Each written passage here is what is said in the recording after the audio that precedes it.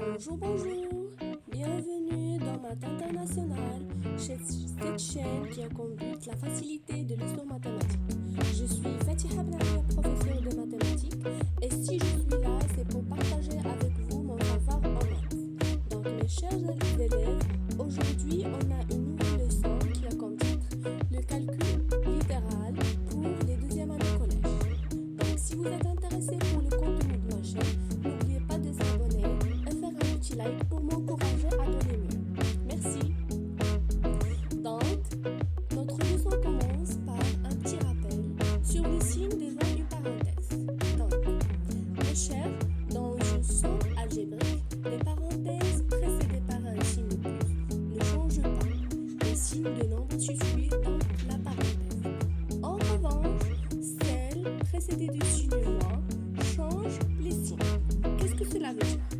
On va voir un petit exemple pour mieux comprendre cette définition. On a une somme algébrique. A est égal à 4 plus, entre parenthèses, 8 moins 3. Donc, si je veux supprimer les parenthèses, il faut toujours faire attention aux signes qui précèdent les parenthèses. Le signe qui précède les parenthèses ici, c'est un signe plus.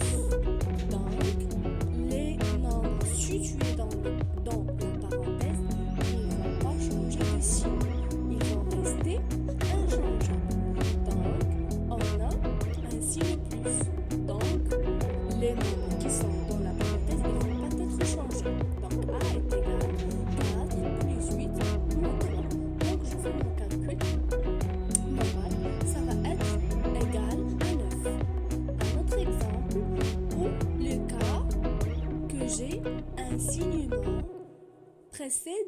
précède les parenthèses. Qu'est-ce que j'ai? J'ai 4 moins, entre parenthèses, 8 moins 3. J'ai un signe moins. Donc, les nombres, ils vont être changés. 8, il va être moins 8. Et moins 3, il va être plus 3. Bravo. Et je fais mon calcul et je vais trouver moins 20. Très bien. Maintenant, un autre rappel sur les priorités de calcul. Donc, la règle numéro 1. Dans une suite d'addition de nombres relatifs, les calculs s'effectuent en partant de la gauche. C'est la règle numéro 1. Donc, si j'ai une suite numérique, j'ai une suite d'addition, de soustraction, et de soustraction. Donc, qu'est-ce que je vais faire? Les calculs, ils vont s'effectuer de la gauche à droite. Très bien. Donc, je vais rassembler les nombres positifs et les nombres négatifs. Je vais additionner les nombres positifs avec un signe plus et additionner les nombres négatifs avec un signe moins. Et je fais mon calcul normal. D'accord? La règle numéro 2. Lors d'un calcul avec les opérateurs plus, moins et multiplication et division et en présence de puissance, on effectue en priorité. C'est-à-dire que les calculs ils vont être par priorité. La première priorité, c'est pour les calculs de puissance. Donc, si j'ai une suite de calculs où j'ai des additions, des soustractions, des divisions et des puissances, la première chose que je dois calculer, c'est les puissances. Après avoir calculé les puissances, je passe à les multiplications et les divisions. Très bien. Après les multiplications et les divisions, les additions et les soustractions. Donc, les additions et les soustractions sont les dernières choses à calculer. D'accord? La première, c'est les calculs de puissance. Après, les multiplications et les divisions. Et en dernier moment, c'est les additions et les soustractions. D'accord? Maintenant, on va voir un petit exemple pour mieux comprendre cette règle numéro 2. Donc, j'ai une suite où j'ai des multiplications, des additions, des soustractions et des puissances. Donc, la première chose que je dois calculer, c'est priorité de puissance. C'est 4 à la puissance 2, il faut calculer cette puissance, d'accord? Donc je calcule la puissance, 4 à la puissance 2, comme on a dit dans le dernier cours des puissances, c'est 4 fois 4, c'est pas 4 fois 2, d'accord? C'est 4 fois 4, très bien. Après, qu'est-ce que je vais faire? Je vais donner la priorité aux deux multiplications maintenant. Si j'ai des divisions, il faut faire la priorité aux divisions, d'accord? Maintenant, j'ai seulement des multiplications. Bravo. Donc, j'ai calculé les multiplications. Maintenant, je vais avoir la règle numéro 1. Donc, priorité au calcul le plus à gauche. Très bien. Et je vais avoir 41. Très bien. Maintenant, on va entamer une expression numérique, une expression littérale ou algébrique. Qu'est-ce que ça veut dire une expression numérique? Une expression numérique ne contient que des nombres. J'ai une expression où j'ai seulement des nombres. Par exemple, A est égal 5 fois 4 moins 2 fois 6 plus 3. Donc, c'est une expression numérique. J'ai seulement des nombres. Bravo. Je vais faire mon calcul, priorité de calcul pour les multiplications. Après, j'enlève les parenthèses. Après, je fais mon calcul de gauche à droite. Très bien. Maintenant, on va voir qu'est-ce que ça veut dire une expression littérale ou algébrique. Qu'est-ce que ça veut dire cela? Une expression littérale ou algébrique contient des nombres et des lettres représentant des variables. C'est-à-dire, c'est un mélange entre les nombres et des variables. Par exemple, qu'est-ce que j'ai ici? J'ai une expression littérale ou bien algébrique. Qu'est-ce que j'ai? J'ai des nombres comme 5, 3, 4 et j'ai aussi des lettres comme la lettre X. Cette lettre X, c'est un variable. Très bien. C'est une expression littérale et X, il représente un nombre quelconque. On ne connaît pas la vraie valeur de X. Donc c'est pour ça qu'on appelle une variable ou un inconnu. D'accord? Très bien. Aussi, j'ai des nombres, comme vous voyez 5, 3, 4, moins 2, plus 1. J'ai aussi deux variables, la variable X et la variable Y. Et chaque variable, il va représenter un nombre. D'accord? Très bien. Maintenant, on va entamer la réduction d'une expression littéraire. Qu'est-ce que ça veut dire? Réduire une expression littéraire ou une expression algébrique. C'est-à-dire, il faut l'écrire sans parenthèse avec le moins de termes possible. Exemple, j'ai une expression algébrique. 2x carré plus x moins facteur de 6 plus x moins 2.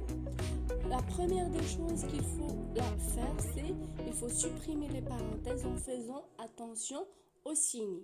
Très bien.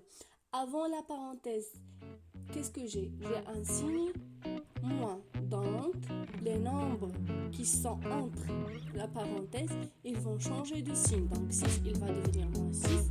Plus x, il va devenir moins x.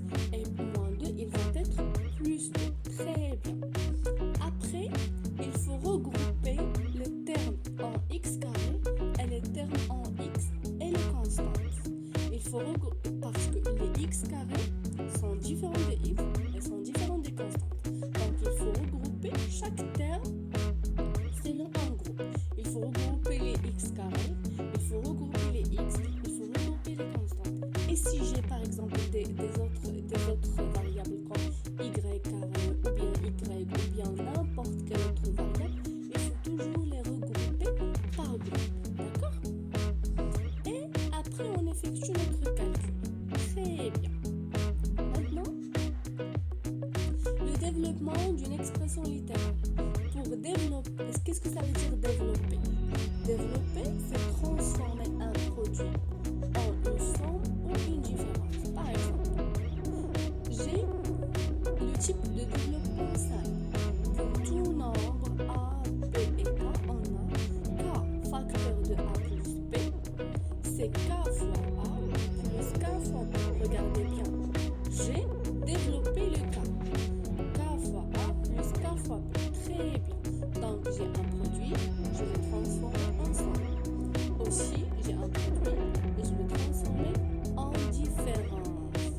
Très bien. Exemple. Par exemple, j'ai 5 facteurs de x plus 3. Donc le 5, il va être multiplié par x. Et 5, il va être multiplié par 2. Avec un signe plus. Parce que j'ai un produit qui s'est transformé en addition. Très bien. Et j'ai 8 facteurs de y moins 5, 8 fois y, et aussi je vais multiplier 8 fois moins 5. Très bien, très bien. Maintenant, développer, c'est transformer, comme on a dit, un produit en une somme ou une différence. Maintenant, j'ai le double développement. Qu'est-ce que ça veut dire double développement? C'est-à-dire, j'ai cette relation. Quelles que soient les valeurs de A et B et C et D, on a A plus B, facteur de C plus D. Qu'est-ce que je vais faire? Le A, elle va être multiplié par C et par D. Et aussi le B, il va être multiplié par C et par D. Donc, je vais avoir 4 termes différents. D'accord?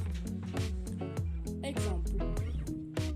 J'ai un x plus 4, facteur de 2x plus 3. Qu'est-ce que je vais faire? Le x, il va être multiplié par 2x et le x va être multiplié par 3.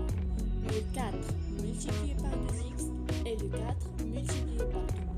Je fais mon calcul et je vais regrouper les x carrés, les x et les constantes. D'accord?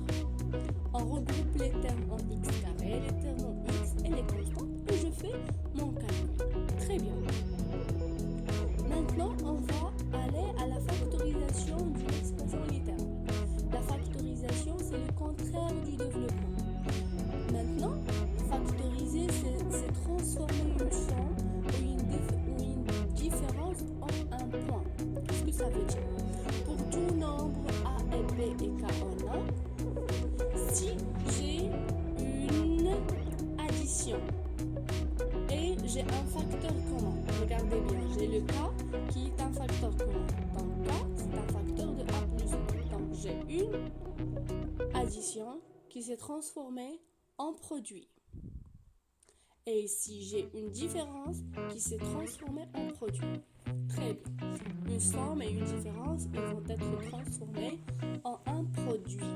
Ce facteur commun peut être un nombre, une variable, une expression. Regardez bien. Ce cas, il peut être un nombre, comme il peut être une variable, comme il peut être une expression.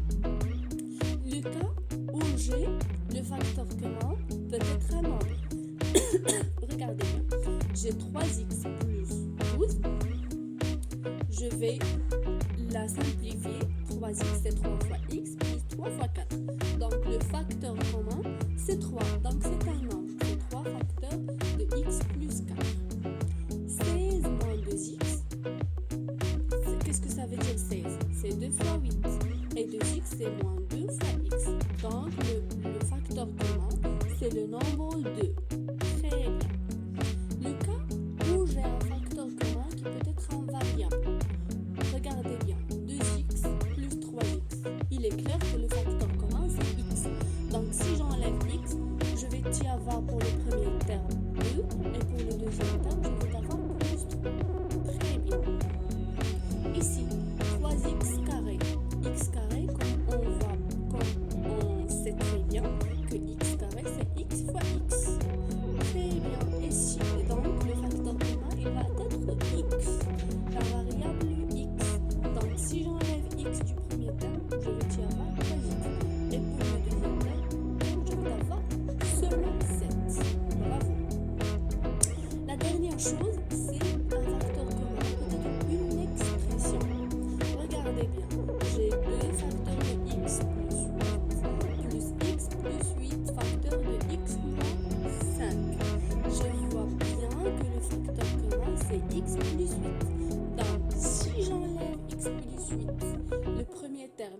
va y avoir 2. Et pour le deuxième terme, il va nous rester le x moins 5. Je fais mon calcul normal et je vais trouver enfin x plus 8 facteur de x moins 8. Très bien. La dernière chose, la dernière expression algébrique, qui est le facteur commun. Très bien, on voit très bien que le facteur commun, c'est quoi? C'est x plus 1. Donc si j'enlève x plus 1 de là, il va y avoir x plus 2. Et ici, 8 moins x. Je fais mon calcul normal et je vais trouver x plus 2 facteur de 2x moins 7. Très bien. Donc, mes chers élèves, nous sommes arrivés à la fin de notre leçon. Si vous êtes intéressés pour le contenu de ma chaîne, n'oubliez pas de faire un petit like, de s'abonner pour m'encourager à donner mieux. Donc, merci pour votre attention.